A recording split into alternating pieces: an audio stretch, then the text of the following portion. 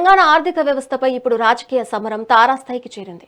ఒకవైపు ప్రపంచ బ్యాంక్ నివేదిక రాష్ట్రాన్ని ఎగువ మధ్య ఆదాయ ఆర్థిక వ్యవస్థగా గుర్తించిందంటూ బీఆర్ఎస్ విజయ గర్వం వ్యక్తం చేస్తూ ఉంటే, మరోవైపు గత ప్రభుత్వం 8.21 లక్షల కోట్ల రూపాయల అప్పుల భారం మోపిందంటూ కాంగ్రెస్ తీవ్ర విమర్శలు చేస్తుంది. తలసరి ఆదాయం గొప్పదా లేక తలసరి అప్పులే అసలు వాస్తవమా? వరల్డ్ బ్యాంక్ రిపోర్ట్ ఏం చెబుతుంది? రాజకీయ పార్టీల వాదనలో నిజమెంత అనేది ఈ స్టోరీలో చూద్దాం.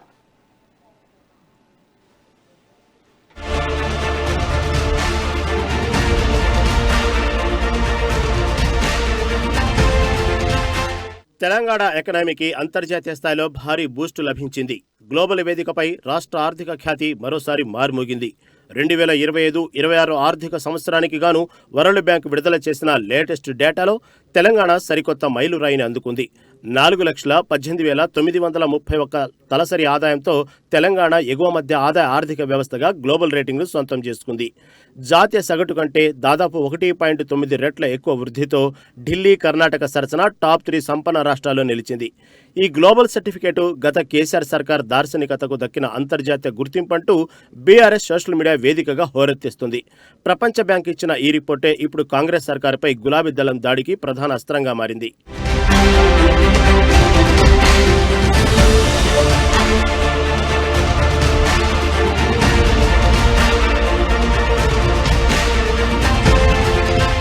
అవును, సరిగ్గా ఇదే వరల్డ్ బ్యాంకు రిపోర్ట్ను అస్త్రంగా చేసుకుని రేవంత్ రెడ్డి సర్కారుపై BRS working president KTR powerful political attack చేశారు. దశాబ్ద కాలంలో కేసీఆర్ పరిపాలన దక్షత వల్లే తెలంగాణ ఆర్థిక తలరాత మారిందని స్పష్టం చేశారు.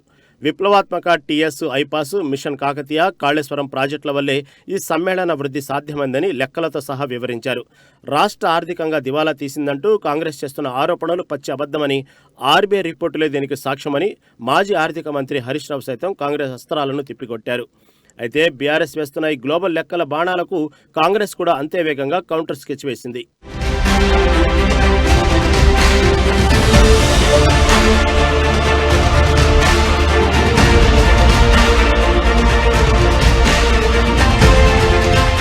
బీఆర్ఎస్ గులాబీ ప్రచారానికి కాంగ్రెస్ సర్కారు గట్టి కౌంటర్ ఇస్తూ రివర్స్ అటాక్ ప్రారంభించింది. అంకెల గారెడితో అసలు నిజాన్ని దాచలేరని డిప్యూటీ సీఎం ఆర్థిక మంత్రి మల్లు భట్టి విక్రమార్క తీవ్రస్థాయిలో మండిపడ్డారు.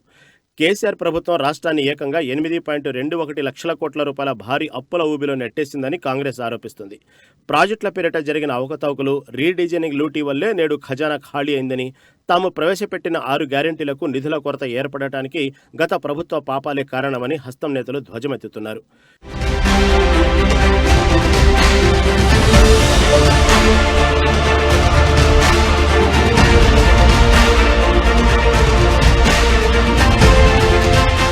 ప్రస్తుతం అసెంబ్లీ లోపల వెలుపల తలసరి ఆదాయం వర్సెస్ తలసరి అప్పుల వివాదం దావనంలా మండుతోంది.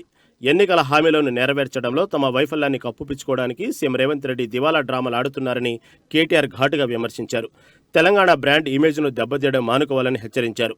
అటు కాంగ్రెస్ మాత్రం అప్పుల వడ్డీలకే బడ్జెట్ సరిపోతుందని, ప్రతి పైసాకు శ్వేతపత్రం ద్వారా సమాధానం చెప్పి తీరాల్సిందేనని బీఆర్ఎస్ను కార్నర్ చేస్తుంది.